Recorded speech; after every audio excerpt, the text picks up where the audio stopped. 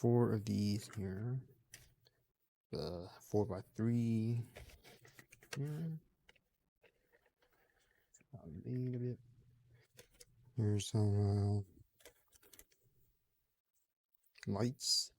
So it has different lights to promote growth for your plants. I'll use USB-C. Just plug in here.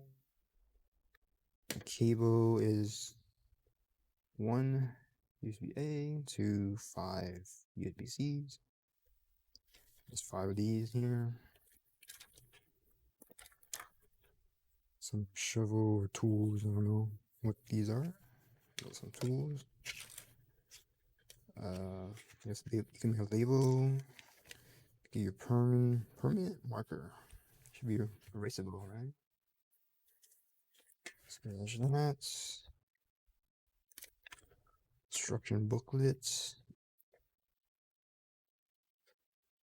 And here's the bottom. You put one of these in here. You have a top. And then you put this like this. Or you press it in, but I have 2 right now. And help grow your plants. So if you're interested in this kit, the link will be in the description below. Using that link, you'll help support the channel. So thanks for stopping by.